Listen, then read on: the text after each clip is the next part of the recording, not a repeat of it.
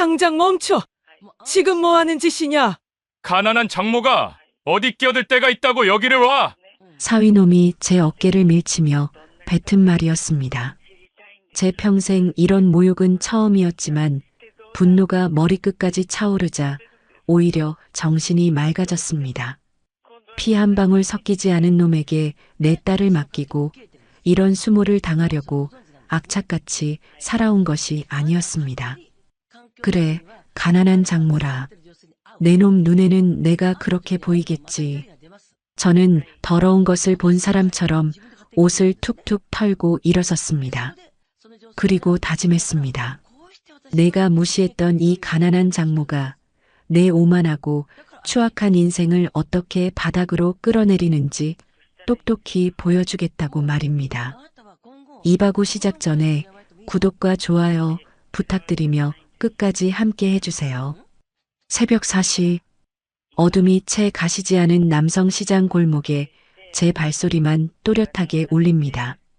아직 문을 열지 않은 가게들의 굳게 닫힌 셔터 위로 희미한 가로등 불빛이 스며들고 비릿한 생선 냄새와 고소한 기름 냄새가 뒤섞인 공기가 코끝을 스칩니다.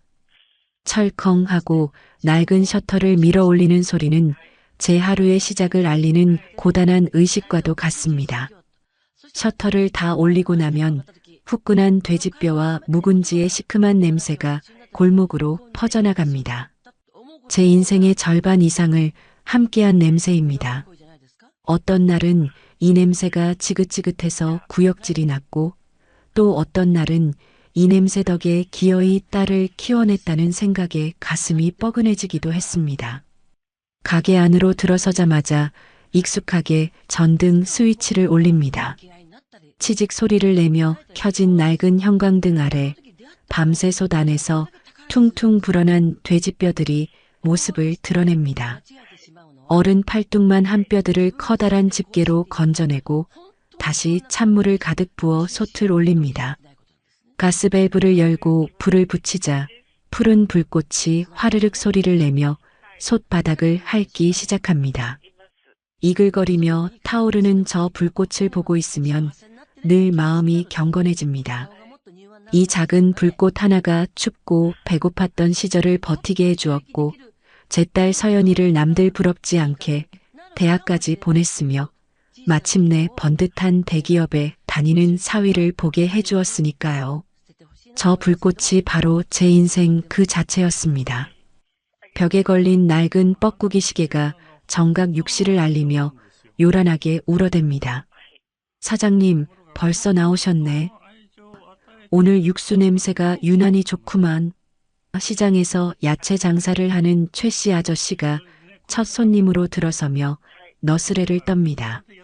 저는 말없이 웃으며 미리 삶아둔 머리고기를 썰어 뚝배기에 담고 뜨거운 육수를 몇 번이고 부었다 따르기를 반복하며 밥을 토렴합니다. 뽀얀 국물이 밥알 사이사이에 스며들어 한층 더 깊은 맛을 냅니다. 마지막으로 뜨거운 육수를 가득 붓고 송송 썬 파와 후추를 넉넉하게 뿌려 내어줍니다. 김이 모락모락 피어오르는 국밥 한 그릇. 제 청춘과 맞바꾼 결과물입니다. 손님들이 후루룩 소리를 내며 국밥을 비워내는 모습을 볼 때면 텅 빈 제 속도 든든하게 채워지는 기분이 듭니다. 한바탕 아침 장사가 폭풍처럼 휩쓸고 지나간 뒤 잠시 낡은 플라스틱 의자에 앉아 숨을 돌립니다. 땀으로 축축한 등과 욱신거리는 허리가 고단한 삶의 무게를 실감케 합니다. 그때 주머니 속 낡은 휴대폰이 띠리링 소리를 내며 진동했습니다. 화면에 뜬 이름은 내 딸 서연이. 피로에 잠겨있던 제 얼굴에 저절로 환한 미소가 번졌습니다. 우리 딸 잘 지내? 아침은 먹었고? 제 목소리가 평소보다 한 톤 높아집니다. 며칠 만에 걸려온 딸의 전화였습니다. 하지만 수화기 너머로 들려온 것은 딸의 명랑한 목소리가 아니었습니다. 장모님 접니다. 민혁입니다. 예상치 못한 사위의 목소리에 저는 잠시 당황했습니다. 아, 강서방인가? 우리 서연이는 곁에 없어? 며칠 동안 통 연락이 없어서 걱정했네. 그러자 사위는 아무렇지도 않다는 듯 오히려 조금은 귀찮다는 투로 말했습니다. 서연 씨, 지금 샤워 중이라서요. 요즘 회사 일로 피곤해서 늦잠이 늘었습니다. 장모님 전화 오셨다고 이따 전해주겠습니다. 왠지 모를 차가운 위화감이 심장을 쿡 찌르는 것 같았습니다. 불과 몇 달 전 결혼식장에서 제 손을 붙잡고 어머니, 이제부터는 제가 서연 씨의 든든한 버팀목이 되겠습니다. 아무 걱정 마십시오라며 눈시울을 붉히던 그 청년이 맞나 싶었습니다. 그래. 그럼 우리 딸한테 이따 엄마한테 꼭 좀 전화하라고 전해주게나. 무언가 더 묻고 싶었지만 사위의 목소리에서 느껴지는 보이지 않는 벽 때문에 차마 입이 떨어지지 않았습니다. 전화를 끊고 나서도 한참 동안 까만 휴대폰 화면만 멍하니 바라봤습니다. 샤워 중이라. 이렇게 바쁜 아침 시간에 샤워를 한다고? 평소 같으면 신혼이라 그런가 보다 하고 웃어넘겼을 사소한 일이 자꾸만 목에 걸린 가시처럼 마음을 불편하게 했습니다. 그날따라 유난히 국물 맛이 썼습니다. 그날 이후 제 마음속에 피어난 작은 의심의 씨앗은 날이 갈수록 무섭게 자라났습니다. 딸에게 전화를 하면 받지 않는 날이 부쩍 늘었고 어쩌다 통화가 되어도 엄마, 나 지금 회의에 들어가야 해서 응, 별일 없어. 이따 내가 다시 전화할게라며 용건만 간단히 하고 서둘러 끊기 일쑤였습니다. 수화기 너머로 들려오는 딸의 목소리는 물에 젖은 솜처럼 축 처져 있었고 말끝마다 미세하게 떨리는 것 같기도 했습니다. 제 걱정은 점점 눈덩이처럼 불어났습니다. 강서방, 요즘 서연이 어디 안 좋은 일 있는가? 목소리에 통 기운이 없어 보여. 옆에서 자네가 잘 좀 챙겨주게. 제가 애써 염려를 담아 조심스럽게 묻자 사위는 과장된 웃음소리를 내며 대답했습니다. 하, 장모님도 참. 서연 씨가 요즘 큰 프로젝트를 맡아서 스트레스가 이만저만이 아닙니다. 그래서 제가 어제는 일부러 백화점 데려가서 가방도 하나 사주고 맛있는 것도 사 먹이고 왔습니다. 제가 옆에서 이렇게 잘 챙기고 있으니 아무 걱정 마십시오. 그의 말은 완벽했지만 저는 그 완벽함 속에서 오히려 소름 끼치는 이질감을 느꼈습니다. 마치 잘 짜인 대본을 읽는 것처럼 그의 목소리에는 어떠한 진심도 담겨 있지 않았습니다. 그저 아무 걱정 마십시오라는 말로 제 입을 막고 더 이상 이 문제에 개입하지 말라는 무언의 압박을 가하는 것 같았습니다. 주말에 반찬이라도 해서 한번 들르겠다는 제 말에도 사위는 기다렸다는 듯이 이번 주는 저희 회사 중요한 해외 바이어들이 방한해서 제가 주말 내내 의전해야 합니다. 집들이는 다음에 저희가 시장으로 맛있는 거 사들고 찾아뵙겠습니다. 장모님. 이라며 한치의 망설임도 없이 거절했습니다. 저는 그저 딸의 새로운 인생에 걸림돌이 되고 싶지 않은 늙은 엄마일 뿐이었습니다. 제 가난과 무지가 혹여나 귀한 사위의 앞길에 흠이라도 될까 늘 노심초사했습니다. 그래서 사위의 말을 믿고 기다렸습니다. 딸이 행복하다면 그걸로 족하다고 스스로를 위로했습니다. 하지만 기다림이 길어질수록 제 마음속의 불안은 통제할 수 없을 만큼 커져만 갔습니다. 시장 사람들 틈에 섞여 왁자지껄 웃고 떠들다가도 문득 딸의 그늘진 얼굴이 떠올라 심장이 덜컥 내려앉곤 했습니다. 김이 모락모락 나는 국밥을 손님상에 내어가면서도 우리 딸은 지금쯤 뭘 하고 있을까? 혼자 울고 있는 건 아닐까 하는 끔찍한 상상이 머릿속을 떠나지 않았습니다. 그러던 어느 날 밤 저는 악몽을 꾸다 비명을 지르며 잠에서 깼습니다. 꿈속에서 서연이가 어두운 방에 갇혀 저를 향해 애타게 손을 뻗고 있었습니다. 온몸이 식은땀으로 흠뻑 젖어 있었습니다. 저는 더 이상 참을 수 없었습니다. 심장이 미친 듯이 방망이질 쳤습니다. 저는 자리에서 벌떡 일어나 낡은 달력을 쳐다봤습니다. 더 이상은 안 되겠다. 내일 아침 날이 밝는 대로 무슨 수를 써서라도 서연이 집에 가봐야겠다. 무슨 일이 있다면, 어떤 끔찍한 일이 벌어지고 있다면 내 눈으로 직접 확인하고 말리라. 아닐 거야. 그저 늙은 어미의 괜한 노파심이겠지. 스스로를 몇 번이고 다독였지만 한 번 피어난 불길한 예감은 쉬이 사그라지지 않았습니다. 마치 거대한 폭풍이 몰려오기 직전처럼 숨막히는 고요하고 무거운 공기가 제 온몸을 짓누르고 있었습니다. 다음 날 저는 평소보다 일찍 가게 문을 닫고 손에 잡히는 대로 챙겨든 반찬통을 들고 딸의 신혼집이 있는 성북동의 최고급 단독주택으로 향했습니다. 택시가 성북동의 가파른 언덕길을 힘겹게 올라섰습니다. 창밖으로 스쳐 지나가는 풍경은 제가 평생 살아온 세상과는 완전히 다른 별세계였습니다. 높고 견고한 담벼락 위로 저마다의 위용을 뽐내는 기와지붕과 뾰족한 지붕들이 솟아 있었고, 담장 너머로는 잘 가꾸어진 소나무와 정원수들이 삐죽 고개를 내밀고 있었습니다. 똑같은 모양의 성냥갑 아파트가 아니라 저마다의 개성과 불을 과시하는 거대한 성들이 모여 있는 곳. 이곳이 제 딸 서연이가 시집와서 살고 있는 동네였습니다. 마침내 택시가 거대한 철문 앞에 멈춰 섰습니다. 담벼락 위로는 날카로운 철조망 대신 외부의 시선을 완벽하게 차단하는 적외선 감지기들이 일정한 간격으로 번뜩이고 있었습니다.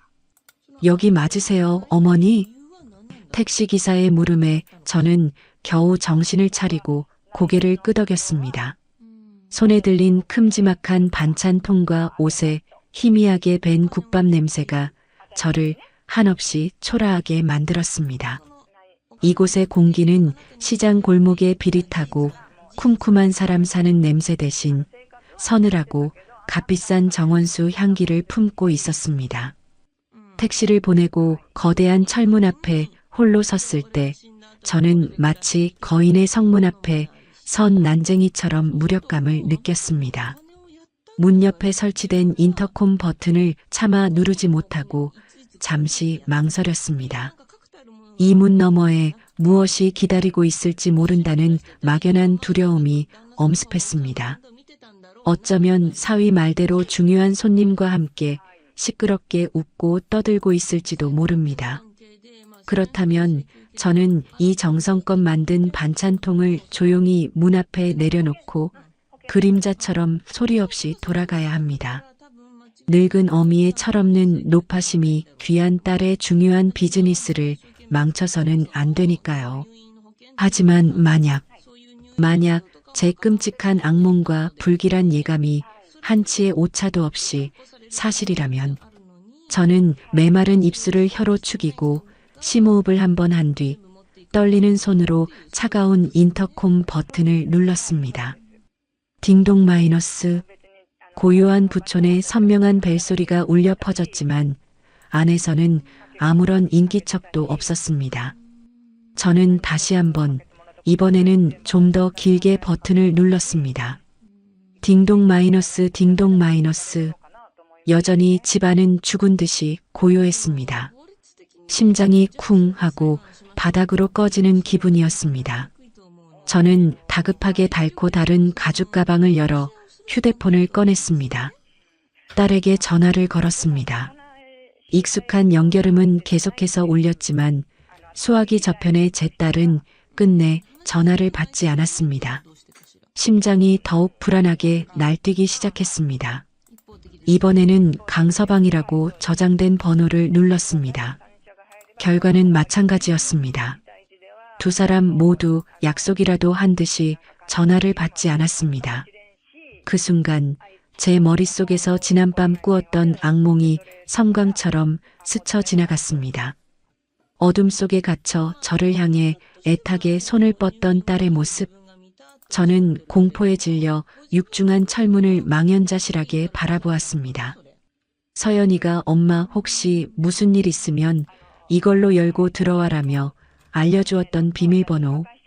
딸의 생일 4자리였습니다. 이러면 안 되는데 예고도 없이 허락도 없이 남의 집 문을 따고 들어가면 안 되는데 제 안에 남아있던 마지막 이성이 필사적으로 저를 말렸습니다. 하지만 딸의 힘없던 목소리와 사위의 그 싸늘한 음성이 귓가에 번갈아 맴돌며 제 이성의 끈을 가차없이 끊어버렸습니다. 저는 떨리는 손가락으로 비밀번호를 하나씩 눌렀습니다. 철컥하는 둔탁한 소리와 함께 문이 열리고 저는 조심스럽게 안으로 들어섰습니다. 아름답게 가꾸어진 정원이 눈앞에 펼쳐졌습니다. 값비싼 조경석과 희귀한 야생화들, 그리고 작은 연못까지 갖춰진 완벽하게 계산된 아름다움이었습니다. 하지만 그 아름다움 속에서 저는 어떠한 생명력도 느낄 수 없었습니다. 오히려 박제된 자연처럼 차갑고 인위적인 느낌의 소름이 돋았습니다. 돌계단을 따라 2층짜리 현대식 주택 현관으로 향했습니다. 현관문은 다행히 잠겨 있지 않았습니다. 서연아, 엄마 왔다. 안에 있니? 제 목소리가 텅 빈 집안에서 유령처럼 공허하게 울렸습니다. 집안은 두꺼운 암막 커튼이 쳐진 채 칠흑 같은 어둠에 잠겨 있었습니다. 저는 벽을 더듬거리며 간신히 거실 전등 스위치를 찾아 눌렀습니다. 탁!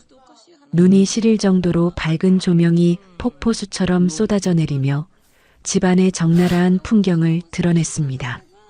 모든 것이 너무나도 완벽해서 오히려 비현실적이었습니다.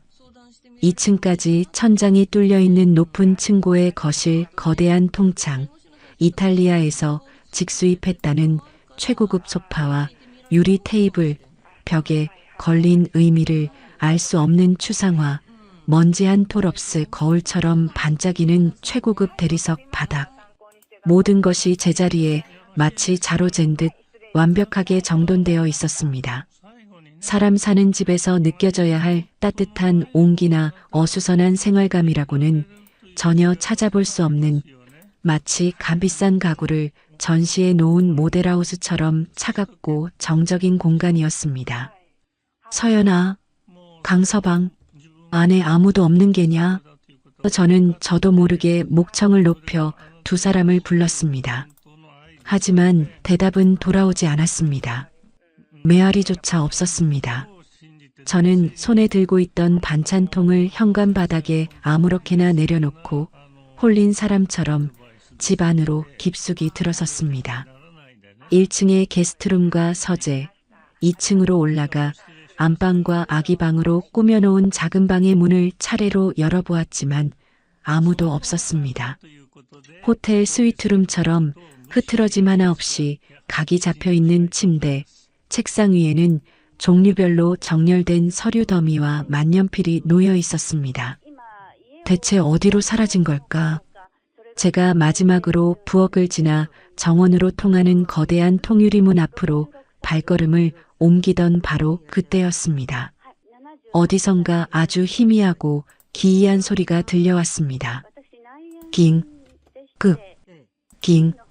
마치 목이 졸린 어린 짐승이 내는 것 같은 고통스럽게 끊어지는 가냘픈 신음소리.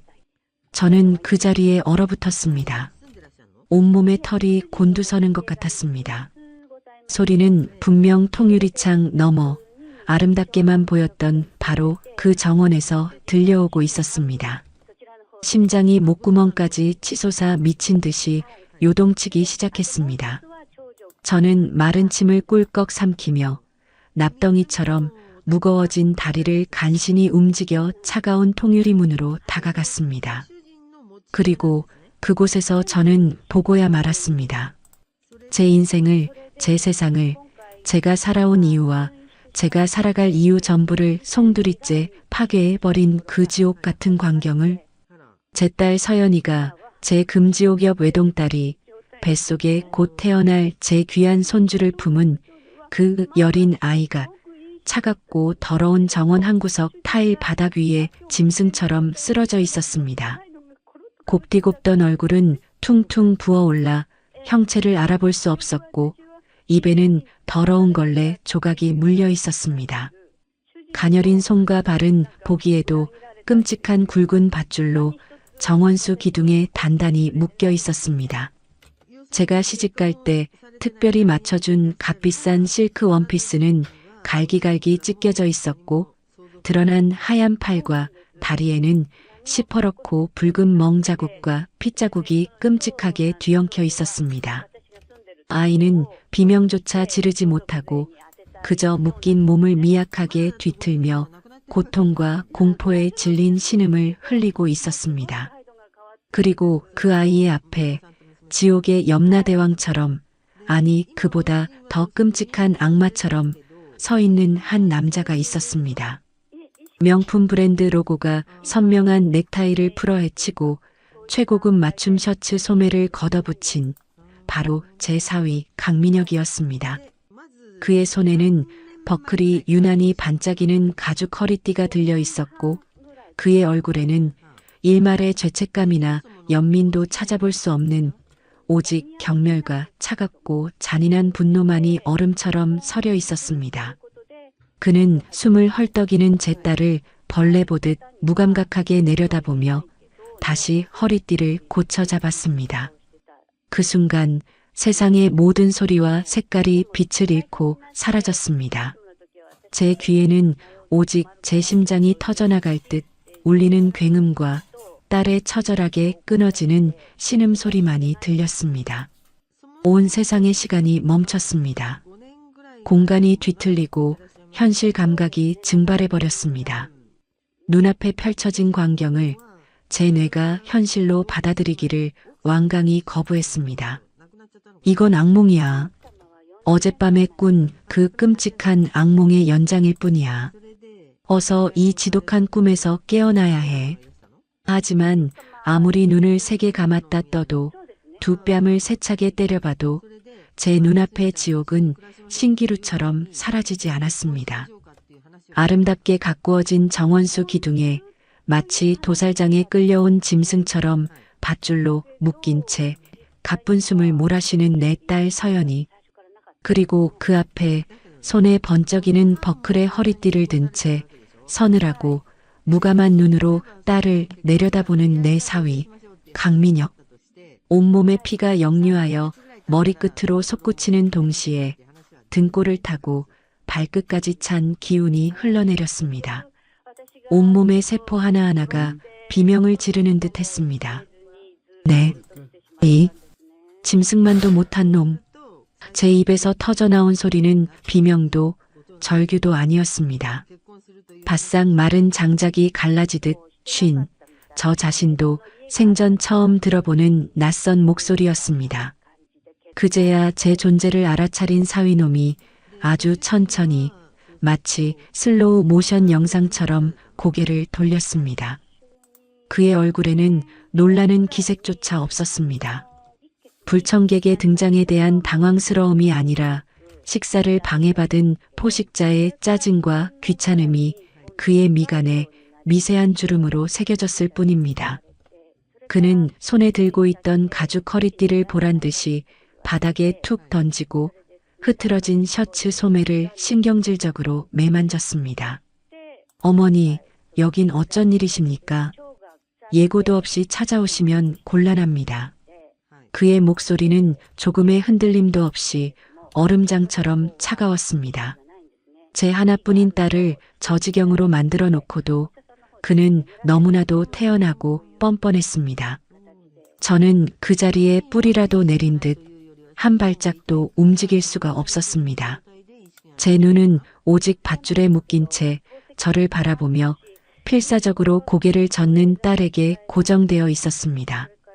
퉁퉁 부어올라 제대로 떠지지도 않는 그 눈으로 딸은 제게 애타게 말하고 있었습니다. 엄마, 오지 마. 제발 그냥 가. 여긴 엄마가 있을 곳이 아니야.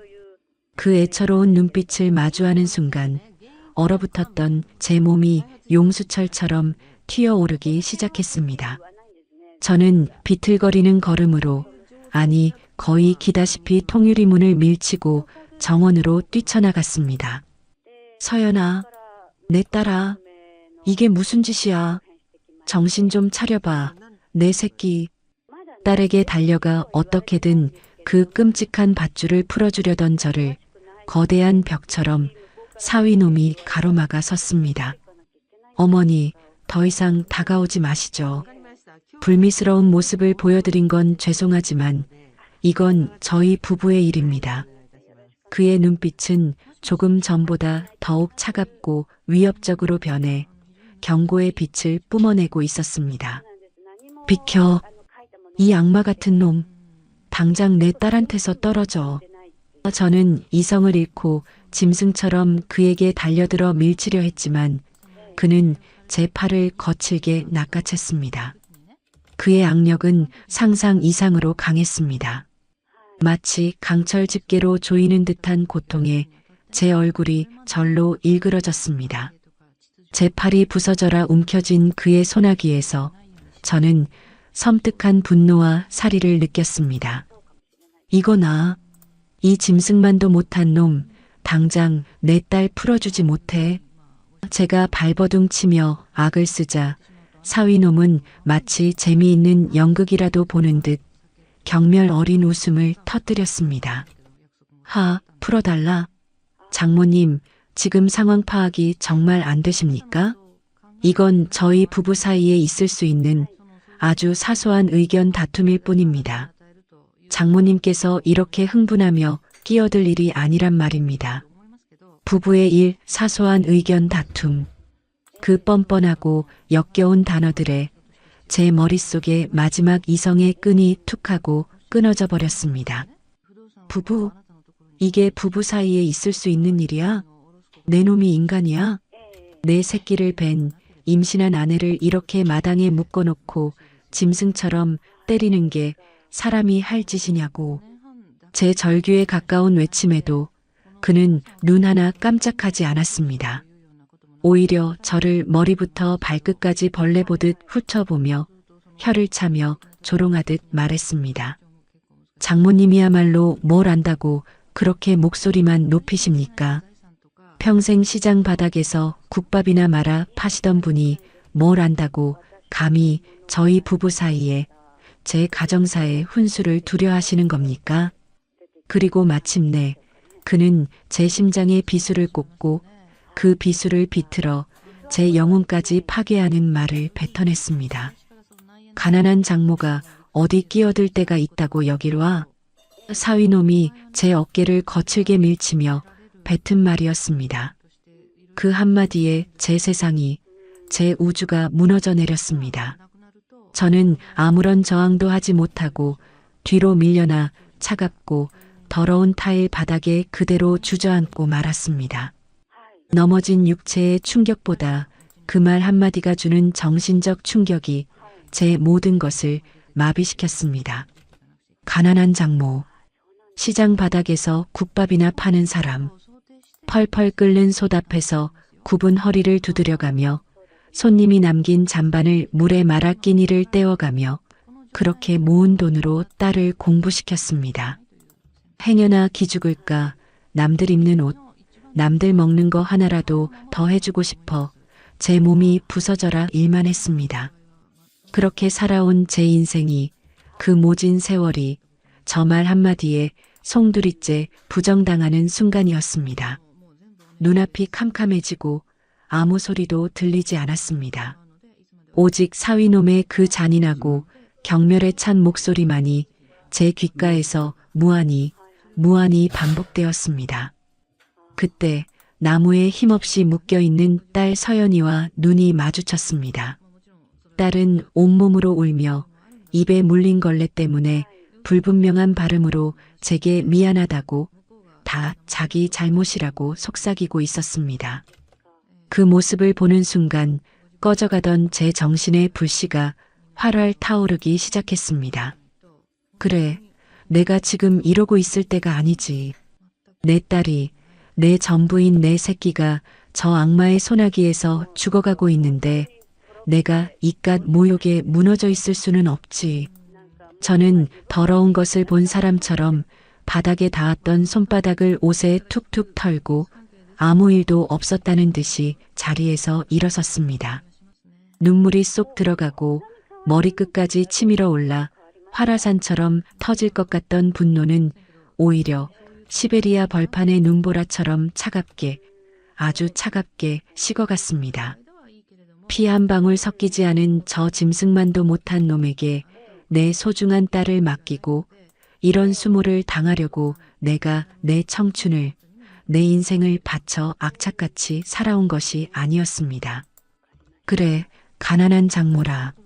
내 놈의 그 잘난 눈에는 내가 그렇게 보이겠지.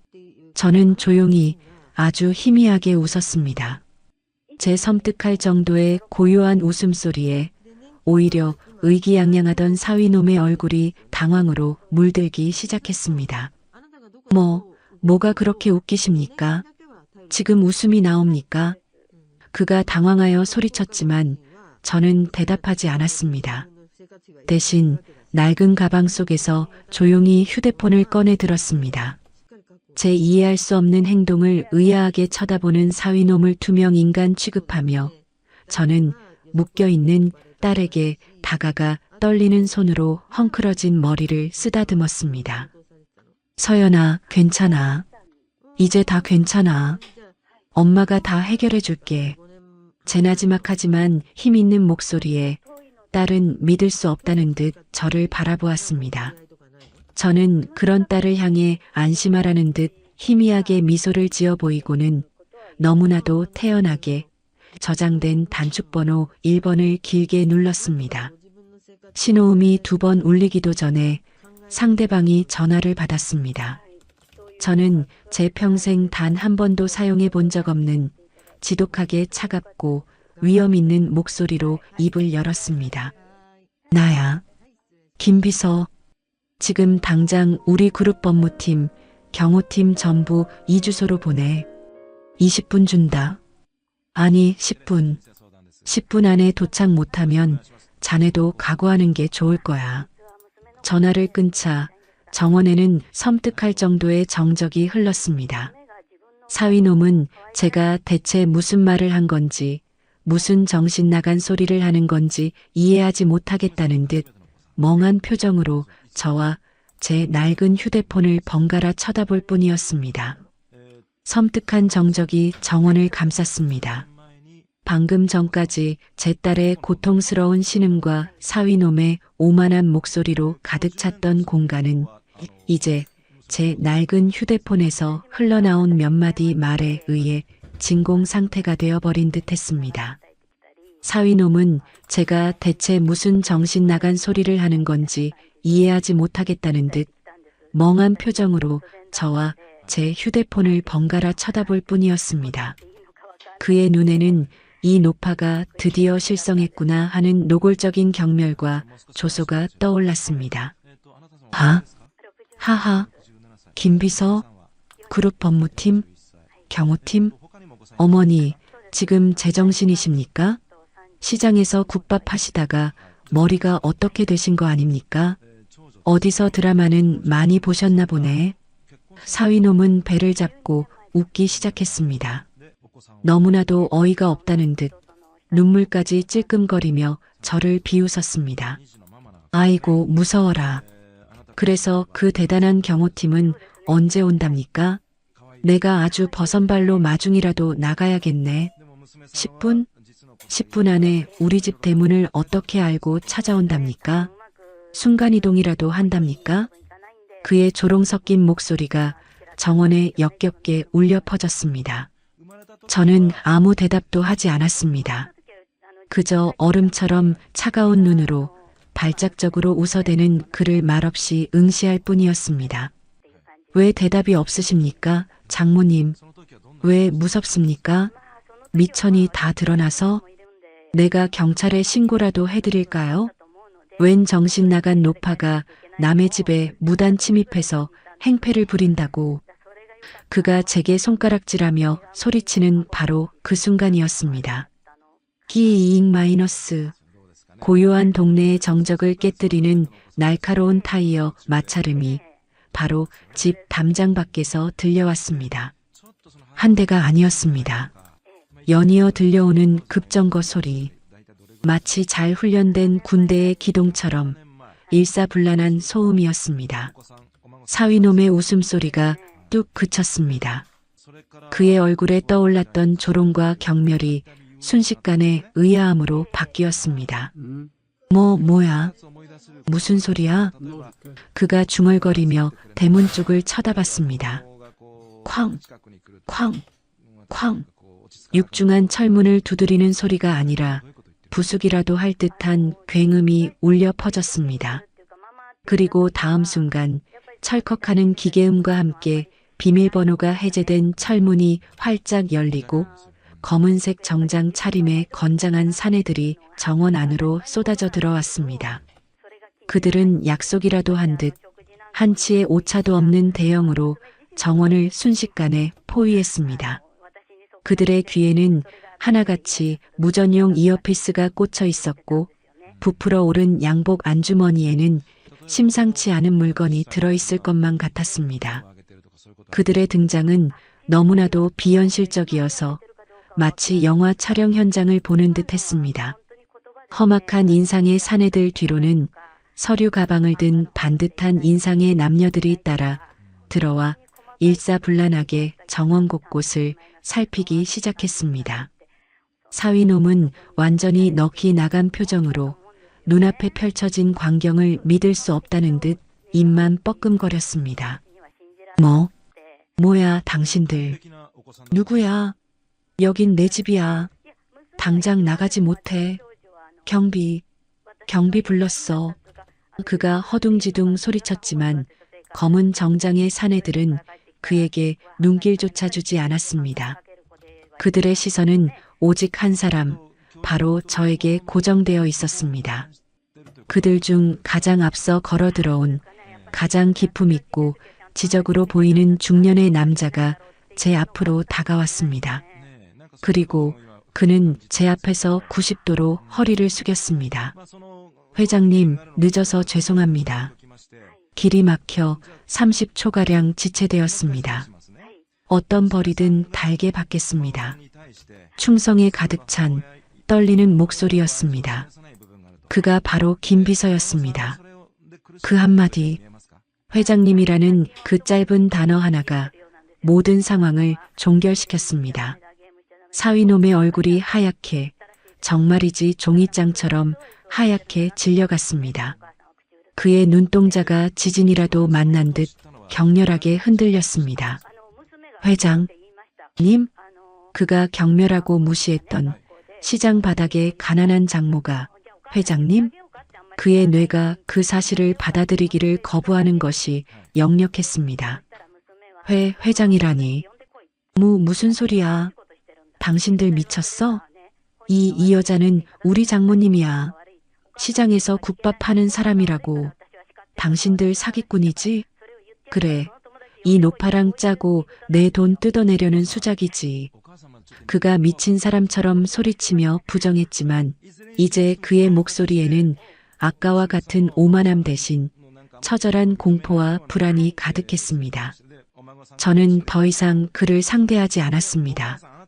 대신 제 딸에게 다가가 떨리는 손으로 입에 물린 더러운 걸레를 빼내고 밧줄을 풀어주기 시작했습니다. 매듭은 어찌나 단단하게 묶여 있는지 제 손톱이 부러지고 살이 까졌지만 고통조차 느껴지지 않았습니다. 김비서. 제가 나지막이 부르자 김비서는 즉시 제 곁으로 다가왔습니다. 네, 회장님. 말씀하십시오. 저는 제 딸을 부축해 일으키며 얼음처럼 차가운 목소리로 명령을 내리기 시작했습니다. 법무팀은 지금 즉시 현장 증거 전부 확보해. 저기 저 허리띠, 그리고 내 딸을 묶었던 밧줄, CCTV 영상까지 하나도 빠짐없이 폭행 및 불법 감금, 살인 미수로 고소 진행시켜. 최고 형량 받아낼 수 있도록 국내 최고 로펌 변호인단으로 꾸리고 제 말 한마디 한마디가 비수가 되어 사위놈의 심장에 박혔습니다. 법무팀 직원들은 즉시 카메라를 꺼내 딸의 상처와 현장을 세세하게 촬영하기 시작했습니다. 그리고 제가 턱짓으로 사위놈을 가리켰습니다. 지금 당장 회사에서 파면시켜. 인사위원회 소집할 시간 없어. 내 짓이야. 관련 서류는 내가 나중에 결제하지. 그리고 저자의 모든 개인 계좌, 차명 계좌, 주식 계좌 전부 동결시켜. 횡령, 배임, 탈세, 조사할 수 있는 모든 죄목을 동원해서 먼지 하나까지 다 털어내. 저자 집안 전체를 샅샅이 뒤져서 우리 그룹의 기생에서 빨아먹은 게 있다면 수십 배로 토해내게 만들어. 제 명령이 떨어지자마자 한 직원이 노트북을 켜고 어디론가 전화를 걸어 즉시 업무를 처리하기 시작했습니다. 모든 것이 일사천리로 마치 거대한 톱니바퀴가 맞물려 돌아가듯 진행되었습니다. 사위놈은 그제야 이것이 꿈이 아니라는 것을, 자신이 건드려서는 안 될 사람을 건드렸다는 것을 깨달았습니다. 장모님, 아니 회장님, 제가 잘못했습니다. 제가 잠시 미쳤었나 봅니다. 제발 용서해 주십시오. 그가 제 발밑에 무릎을 꿇고 기어와 바짓가랑이를 붙잡고 애원하기 시작했습니다. 조금 전까지의 그 오만하고 잔인한 모습은 온데간데였고 오직 살기 위해 발버둥 치는 한 마리 미물만이 남아 있었습니다. 서연아, 여보, 내가 잘못했어. 내가 정말 죽을 죄를 지었어. 한 번만, 제발 한 번만 용서해줘. 응? 그가 이번에는 제 품에 안겨 정신을 잃어가는 딸을 향해 처절하게 외쳤습니다. 저는 더러운 벌레를 떼어내듯 그의 손을 뿌리치고 경호원들에게 눈짓을 보냈습니다. 건장한 경호원 2명이 다가와 그의 양팔을 우악스럽게 붙잡아 일으켰습니다. 이거 나. 내가 누군지 알아? 내가 강민혁이야. 서연아. 마지막 발악을 하는 그를 저는 싸늘하게 내려다보며 입을 열었습니다. 시끄럽군. 끌어내. 그 말을 끝으로 저는 더 이상 그에게 눈길을 주지 않았습니다. 경호원들에게 질질 끌려나가며 그는 마지막까지 제 딸의 이름을 비명처럼 외쳤습니다. 육중한 철문이 닫히고 완벽한 정막이 찾아왔습니다. 방금 전까지 이 정원을 가득 채웠던 광기와 폭력 그리고 비명소리가 마치 한바탕의 악몽처럼 아득하게 느껴졌습니다. 하지만 제 품에 안겨 축 늘어진 딸아이의 차가운 체온과 제 손에 묻어나는 아이의 피가 이것이 끔찍한 현실임을 끊임없이 일깨워주고 있었습니다. 제 모든 세상이, 제 삶의 이유가 이 작은 품 안에서 부서져 내리고 있었습니다. 회장님, 구급차가 대기 중입니다. 병원으로 이송하겠습니다. 김 비서의 목소리가 안개처럼 자욱했던 제 의식을 현실로 끌어당겼습니다. 저는 조심스럽게 마치 깨지기 쉬운 유리 인형을 다루듯 딸을 안아들었습니다. 깃털처럼 가벼웠습니다. 그동안 얼마나 고통스러웠으면, 얼마나 굶주렸으면 아이가 이토록 가벼워졌을까. 심장이 갈기갈기 찢어지는 것 같았습니다. 구급차에 올라타는 순간까지 저는 한 번도 뒤를 돌아보지 않았습니다. 법무팀이 현장을 어떻게 수습하는지, 경호팀이 저 악마를 어떻게 처리하는지 더 이상 제 관심사가 아니었습니다. 지금 저에게는 오직 제 딸 서연이의 숨소리만이 유일한 우주였습니다. 사이렌 소리가 고요한 부촌을 찢으며 울려 퍼졌습니다. 구급차가 향한 곳은 일반 병원이 아니었습니다. 저희 그룹에서 운영하는 최상위 등급의 환자 전용 병원, 외부와는 완벽하게 차단된 최고의 의료진과 시설을 갖춘 곳이었습니다. 병원 입구에는 이미 주치의를 비롯한 의료진들이 대기하고 있었습니다. 그들은 제 신분에 대해 한마디도 묻지 않고 오직 환자의 상태에만 집중하며 일사불란하게 움직였습니다. 산모와 태아의 상태를 최우선으로 확인해 주십시오. 필요한 모든 조치를 취해 주시고 결과는 저에게 직접 보고해 주십시오. 제 목소리는 저도 모르게 떨리고 있었습니다.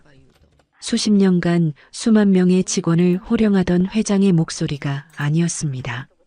그저 자식이 죽을 병에 걸린 어미의 애처로운 목소리였습니다. 응급실로 실려 들어가는 딸의 모습을 보며 저는 복도 벽에 기댄 채 그대로 주저앉고 말았습니다. 다리에 힘이 풀려버렸습니다. 평생을 강하게만 살아왔다고 자부했는데 딸아이의 고통 앞에서는 이토록 무력한 존재일 뿐이었습니다. 제가 왜 이제야 알았을까요? 제가 왜 그토록 어리석었을까요? 딸이 보내는 그 수많은 신호들을 왜 저는 애써 외면했을까요? 신혼이라 바쁜가 보다, 살림하느라 피곤한가 보다 스스로를 속이며 딸의 고통을 방치한 것은 결국 저 자신이 아니었던가. 끔찍한 죄책감이 독사처럼 제 심장을 휘감았습니다. 얼마나 시간이 흘렀을까요? 응급실 문이 열리고 주치의가 모습을 드러냈습니다. 회장님, 다행히 산모와 태아 모두 생명에는 지장이 없습니다. 다만 산모가 오랜 기간 지속적인 폭행과 정신적 학대에 시달린 것으로 보입니다. 온몸의 타박상과 갈비뼈의 실금, 그리고 극심한 영양실조 상태입니다. 무엇보다 정신적인 충격이 매우 커서 절대적인 안정이 필요합니다. 의사의 담담한 설명 하나하나가 칼날이 되어 제 가슴을 후벼 팠습니다. 저는 떨리는 목소리로 물었습니다. 깨어 났습니까? 제 딸, 의식은 있나요? 의사는 안타까운 표정으로 고개를 저었습니다. 진정제를 투여해서 일단 재웠습니다. 지금은 잠을 자는 것이 환자분께 가장 좋은 치료입니다. 저는 허락을 받고 병실 안으로 들어섰습니다. 가장 꼭대기층에 위치한 창밖으로 서울의 야경이 한눈에 들어오는 거대한 병실이었습니다. 하지만 그 어떤 화려함도 제 눈에 들어오지 않았습니다. 오직 침대 위에 인형처럼 누워있는 제 딸의 모습만이 보일 뿐입니다. 링거 주사를 꽂은 가녀린 팔, 퉁퉁 부어 멍든 얼굴, 핏기 없이 하얀 입술. 저 아이가 제 딸이라는 사실을 믿을 수가 없었습니다. 저는 조심스럽게 딸의 곁에 앉아 상처 하나 없는 손등을 가만히 쓸어주었습니다. 따뜻한 눈물이 뺨을 타고 흘러내렸습니다. 미안해, 서연아. 정말 미안해. 엄마가 다 잘못했다. 그때 주머니 속에서 휴대폰이 짧게 진동했습니다. 김 비서가 보낸 문자였습니다. 회장님, 강민혁에 대한 조치 보고 드립니다. 1. 현시간부로 그룹 자회사인 YT물산에서 파면 처리 완료. 2. 폭행 및 불법 감금 혐의로 형사 고소장 접수 완료. 3. 강민혁 및 그 일가의 모든 금융거래, 정지 및 자산 동결 조치 완료. 추가 지시사항 있으시면 하명해 주십시오. 문자를 읽어내리는 제 눈빛이 차갑게 변했습니다. 그래, 이걸로는 부족합니다. 턱없이 부족합니다. 제 딸이 겪은 고통에 비하면 이건 시작에 불과했습니다. 저는 곧바로 김 비서에게 전화를 걸었습니다. 김 비서, 지금부터 내가 하는 말 토시 하나 틀리지 말고 실행해. 첫째, 강민혁이 진행했던 모든 프로젝트, 계약건 전부 원점에서 재검토해. 그 과정에서 발생한 리베이트, 비자금, 단 돈 10원이라도 찾아내. 둘째, YT물산 전체에 대해 특별감사를 진행해. 강민혁을 채용하고 저런 폐기물을 요직에 앉힌 놈이 누군지 그 배우까지 전부 밝혀내. 셋째, 강민혁의 부모, 형제, 친인척까지 전부 털어. 우리 그룹과 관련된 일로 부당이득을 취한 게 있다면 법정 최고 이율까지 쳐서 전부 환수 조치해. 그 집안 전체를 알거지로 만들어 단 한 푼도 남김없이. 제 목소리에는 조금의 감정도 실려 있지 않았습니다. 오직 얼음 같은 냉기만이 흘렀습니다. 알겠습니다, 회장님. 즉시 시행하겠습니다. 전화를 끊고 다시 딸을 바라보았을 때 서연이가 희미하게 눈을 뜨고 저를 보고 있었습니다. 엄마. 갈라지고 잠긴 목소리. 저는 깜짝 놀라 딸의 손을 꼭 잡았습니다. 서연아, 정신이 들어? 괜찮아? 어디 아픈 데는 없어? 딸은 제 물음에 대답하는 대신 멍한 눈으로 저를 한참 동안 바라보다가 힘겹게 입을 열었습니다. 꿈이 아니었구나. 아까 그 사람들, 엄마한테 회장님이라고. 딸의 눈에서 눈물이 주르륵 흘러내렸습니다. 그 눈물은 고통이나 슬픔의 눈물이 아니었습니다. 오랜 시간 억눌려왔던 혼란과 배신감, 그리고 알 수 없는 감정들이 뒤섞인 눈물이었습니다. 저는 아무 말도 할 수 없었습니다. 엄마, 시장에서 국밥 파는 우리 엄마 아니었어? 내가 알던 우리 엄마. 누구야? 딸의 질문이 비수가 되어 제 심장에 박혔습니다. 저는 차마 딸의 얼굴을 마주 볼 수 없어 죄인처럼 고개를 떨구었습니다. 평생을 시장 국밥집 주인 박선자로 살아온 제 인생이 딸의 저 한마디에 송두리째 흔들리고 있었습니다. 창밖의 화려한 도시의 불빛들이 어지럽게 번져 보였습니다. 저 수많은 불빛 아래서 저는 오직 제 딸 하나만을 위한 작은 등불이 되고자 했습니다. 하지만 제 어리석은 선택이 오히려 딸을 칠흑 같은 어둠 속으로 밀어넣고 말았습니다. 이제는 고통스럽더라도 모든 것을 말해야 할 시간이었습니다. 저는 천천히 몸을 돌려 딸의 침대 곁에 다시 앉았습니다. 그리고 제 인생 전체를 짓누르고 있던 무거운 비밀의 첫 페이지를 떨리는 목소리로 열기 시작했습니다. 미안하다, 서연아. 엄마가 너를 속였다. 제 고백은 그렇게 시작되었습니다. 저는 아주 어렸을 때 지독하게 가난했습니다. 부모님을 일찍 여의고 시장 바닥을 전전하며 밥을 빌어먹던 아이였습니다. 그러다 우연히 지금은 돌아가신 한 노신사분을 만나게 되었습니다. 그분은 제게 글을 가르쳐 주셨고 장사하는 법을 알려주셨습니다. 그분의 도움으로 작은 노점을 시작했고 밤낮 없이 일했습니다. 돈이 모이면 더 큰 가게를 얻었고 그렇게 악착같이 돈을 벌었습니다. 돈만 있으면 가난 때문에 겪었던 그 끔찍한 서름과 멸시에서 벗어날 수 있을 거라고 믿었습니다. 그렇게 시작한 작은 가게가 지금의 대상그룹이 되었습니다. 하지만 돈과 권력은 제게 행복을 가져다 주지 않았습니다. 오히려 제 주변 사람들을, 제가 사랑했던 사람들을 앗아갔습니다. 돈 때문에 형제들은 원수가 되었고 믿었던 동업자는 제 모든 것을 빼앗으려 했습니다. 저는 그 피비린내 나는 싸움의 한가운데서 제 자신을 지키기 위해 점점 더 독해져야만 했습니다.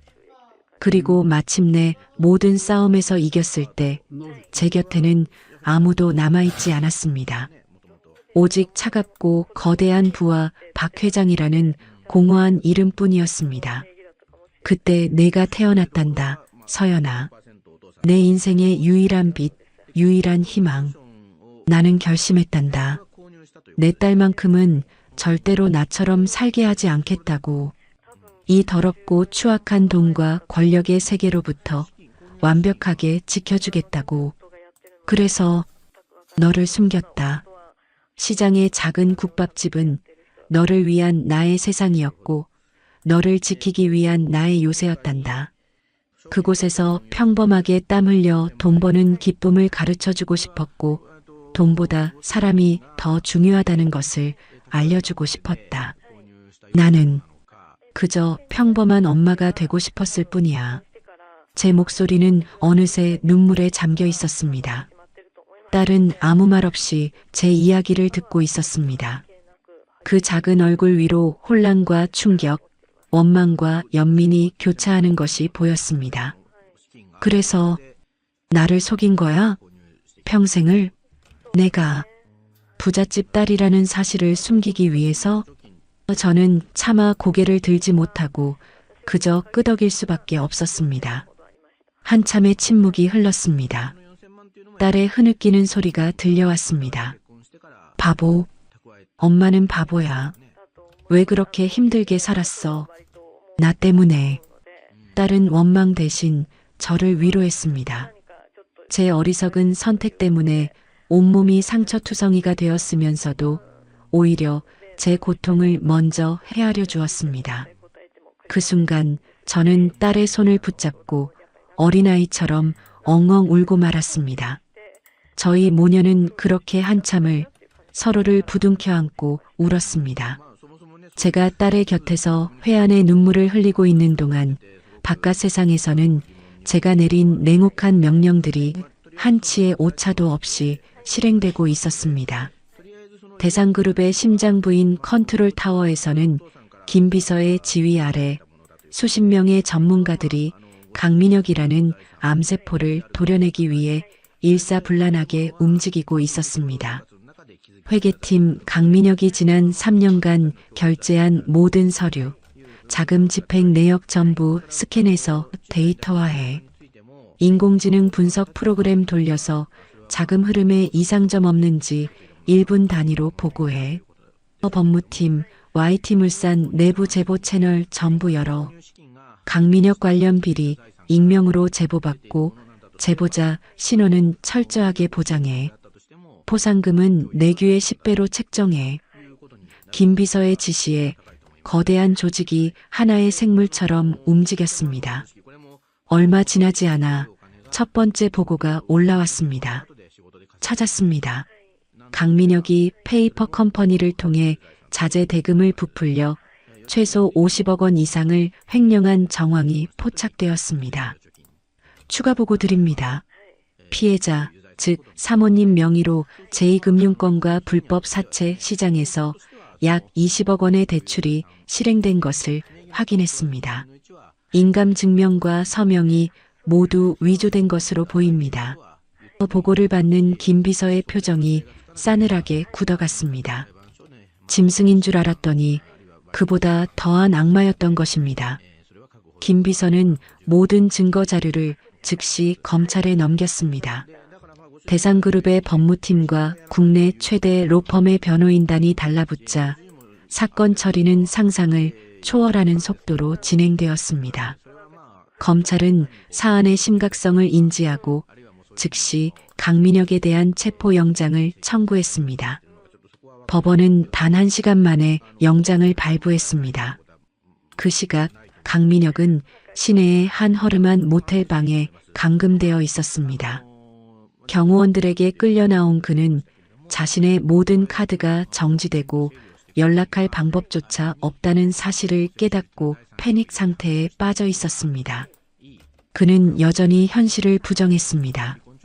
이건 말도 안 돼. 장모님이 회장이라니. 이건 몰래카메라인가? 아니면 내가 꿈을 꾸고 있는 건가? 하지만 시간이 흐를수록 그 끔찍한 현실이 온몸을 조여왔습니다. 그때 방문이 거칠게 열리고 경찰들이 들이닥쳤습니다.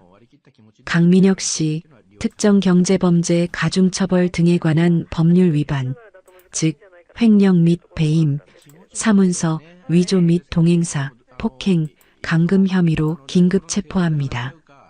당신은 변호사를 선임할 수 있으며 변명의 기회가 있고 체포적부심을 법원에 신청할 수 있습니다. 차가운 미란다 원칙이 그의 귓가에 울려 퍼졌습니다. 그리고 그의 손목에 차가운 쇠고랑이 철컥 소리를 내며 채워졌습니다. 그 순간 강민혁의 모든 것이 무너져 내렸습니다. 그는 짐승처럼 울부짖으며 발버둥 쳤습니다.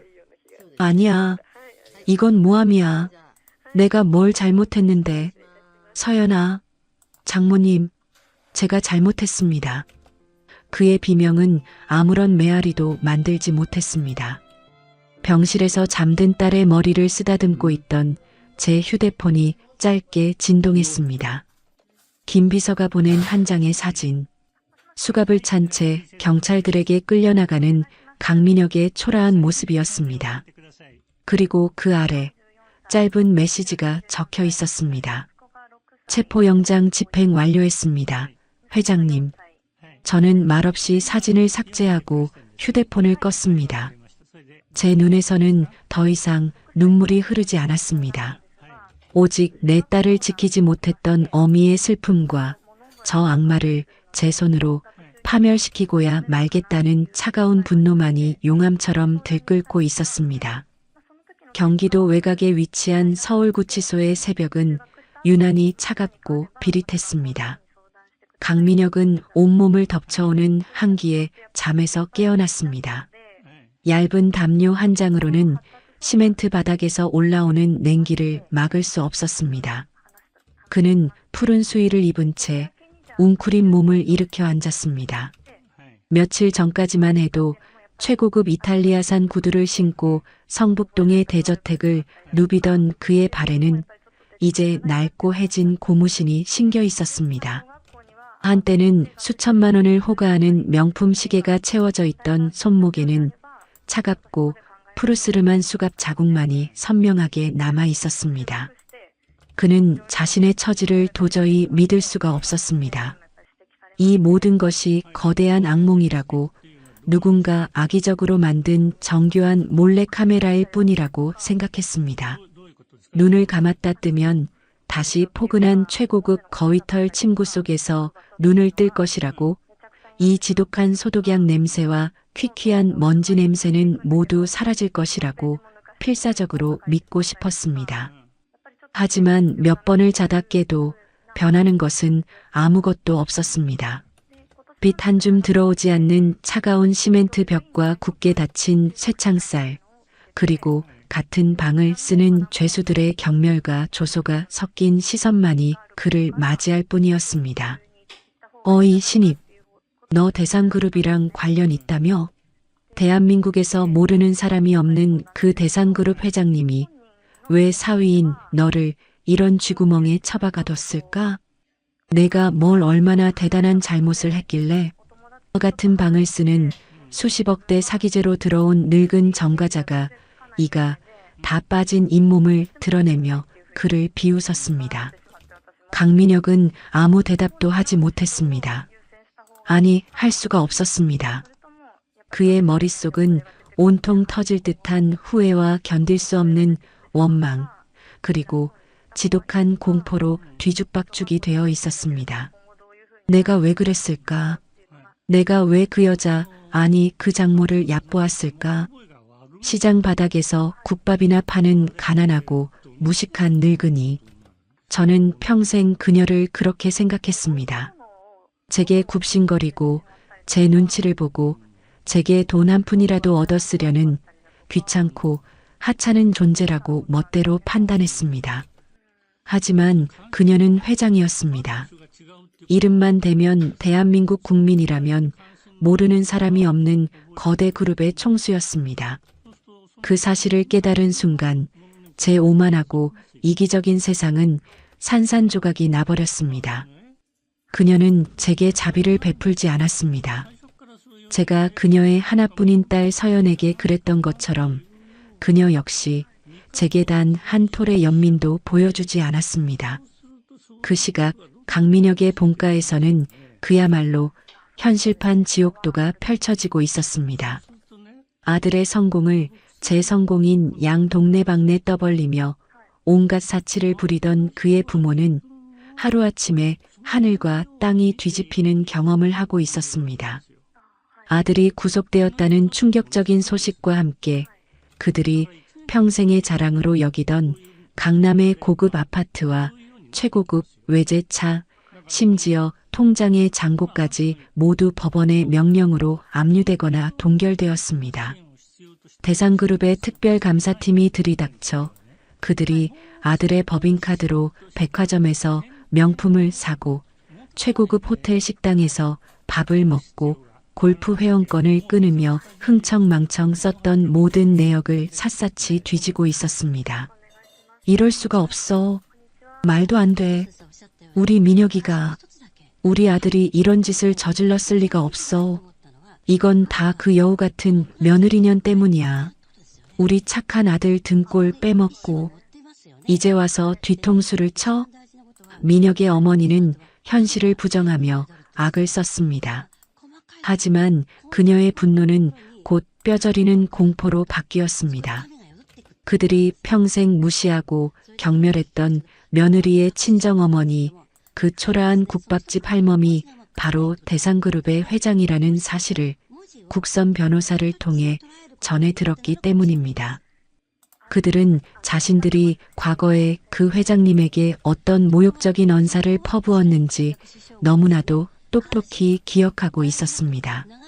명절 때 힘들게 음식을 싸들고 찾아온 그녀에게 어디서 비린내가 난다며 타박을 주고 서연이와 함께 쓰라며 건네준 낡은 상품권을 잃은 돈은 우리 며느리에게는 필요 없다며 면전에서 돌려주었던 일들이 날카로운 부메랑이 되어 그들의 뒤통수를 향해 무서운 속도로 날아오고 있었습니다.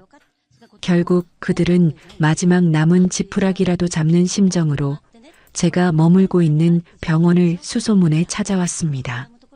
병원 1층 로비에서부터 경호원들에게 가로막힌 그들은 주변의 시선도 아랑곳하지 않고 바닥에 주저앉아 울고불고 난리를 쳤습니다. 사부인, 저희가 정말 죽을 죄를 지었습니다. 제발 저희 불쌍한 아들 좀 살려주십시오. 다 저희가 못나고 무식해서 아들을 잘못 가르친 탓입니다. 제발 저희를 봐서라도 민혁이 좀 용서해 주십시오. 그들의 처절한 울음소리가 조용하고 깨끗한 병원 로비에 역겹게 울려 퍼졌습니다. 김 비서는 제게 그들을 조용히 돌려보낼까요? 라고 물었지만 저는 제 눈으로 직접 그들의 마지막을 보고 싶었습니다. 제 손으로 이 지긋지긋한 악연의 완벽한 끝을 맺어주어야만 했습니다. 저는 잠든 딸의 이마에 조용히 입을 맞추고 병실을 나섰습니다. 로비 엘리베이터에서 내리는 제 모습을 본 민혁의 부모는 마치 저승사자라도 본 것처럼 사색이 되어 저를 향해 기어오다시피 했습니다. 그들은 더 이상 과거의 그 오만하고 뻔뻔한 사람들이 아니었습니다. 모든 것을 잃고 나락으로 떨어진 비참하고 추한 늙은이들일 뿐이었습니다. 회장님, 사부인, 저희가 정말 눈이 멀어 회장님을 못 알아뵙고 온갖 죽을 죄를 지었습니다. 제발. 민혁의 아버지가 제 발밑에 머리를 조아리며 빌었습니다.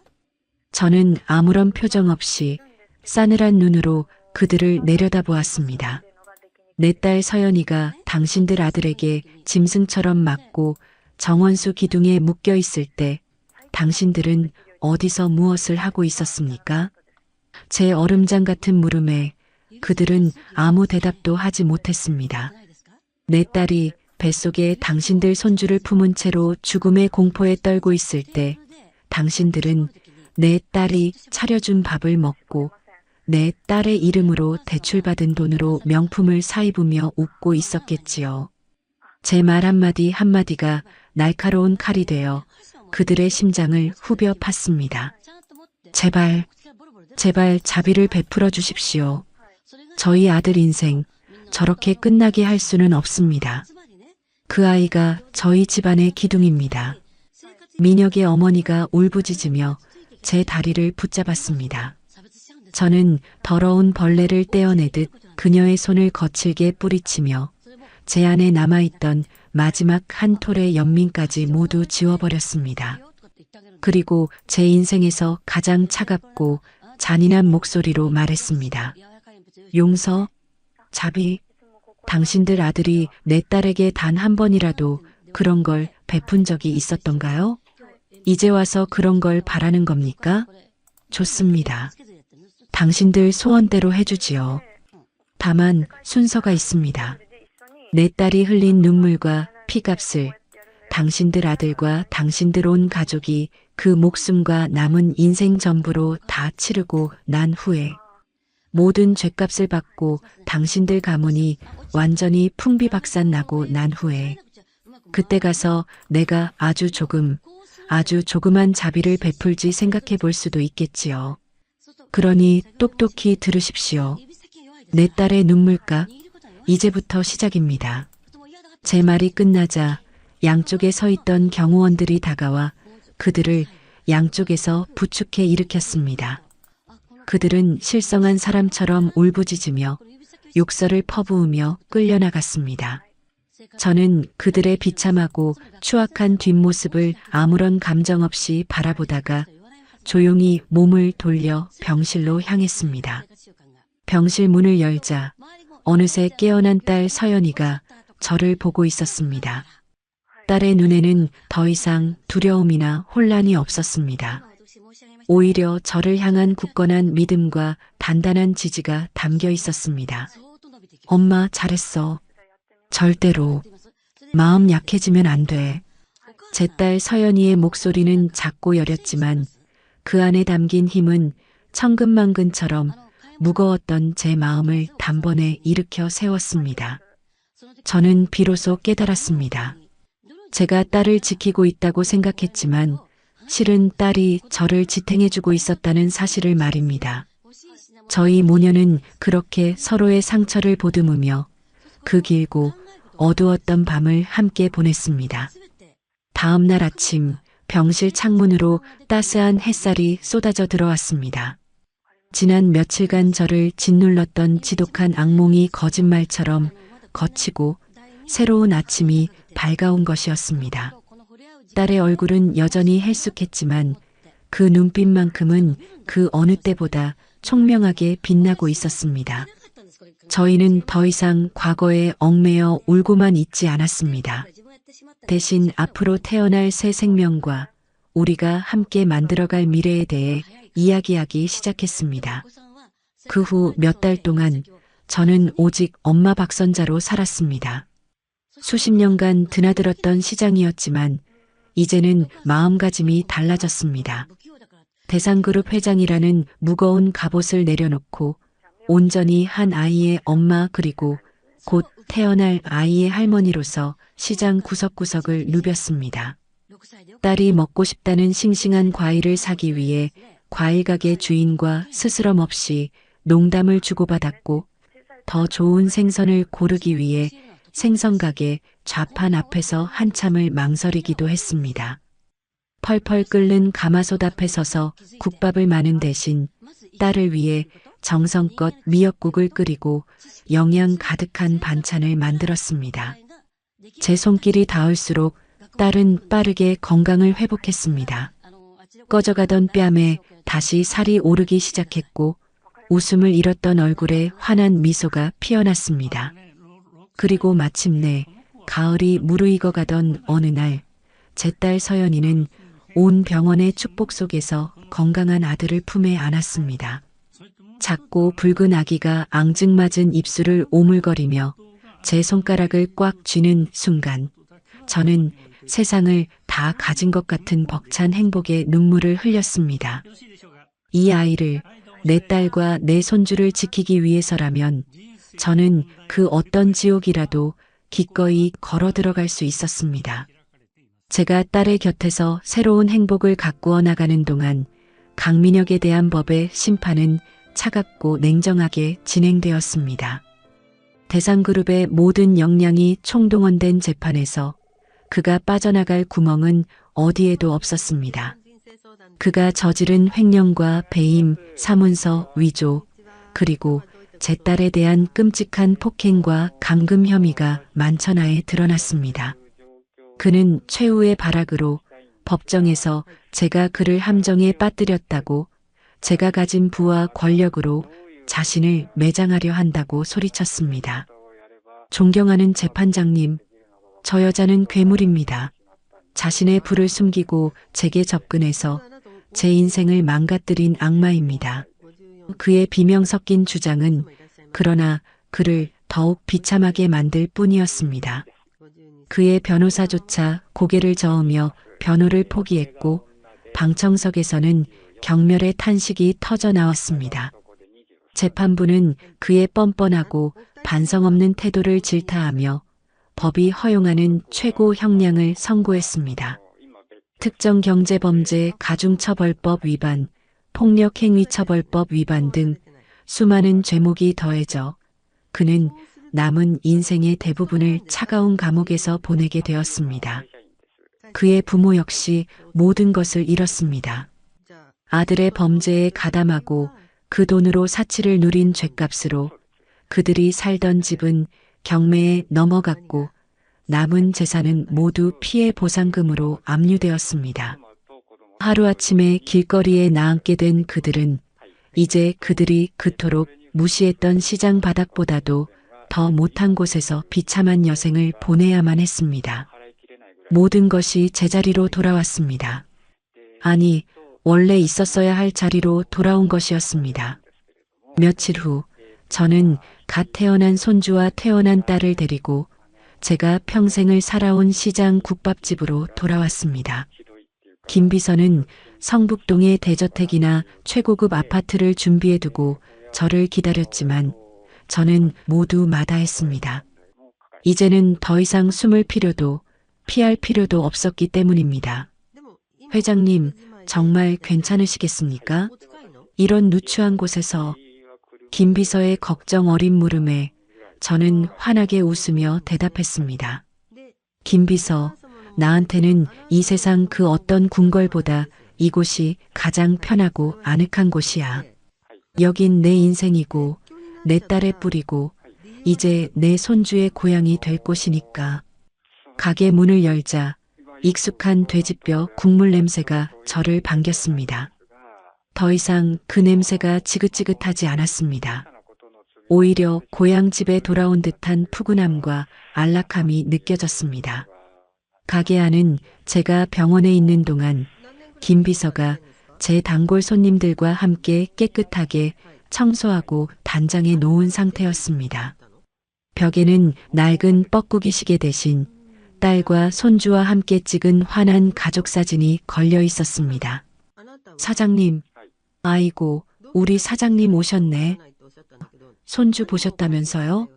이렇게 예쁜 공주님이 떡두꺼비 같은 아들을 낳았네. 시장 사람들이 너도 나도 가게 안으로 들어와 저희의 복귀를 축하해 주었습니다. 그들은 제가 대상그룹의 회장이라는 사실 따위에는 관심이 없었습니다.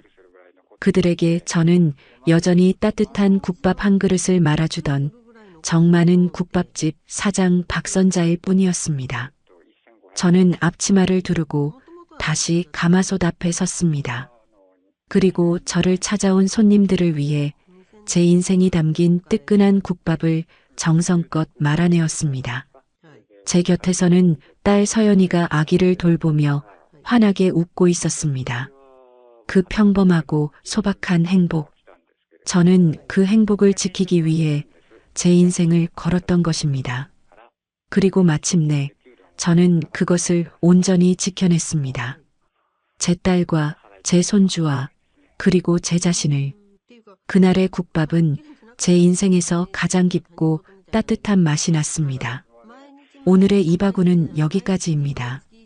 끝까지 함께 해주셔서 감사합니다.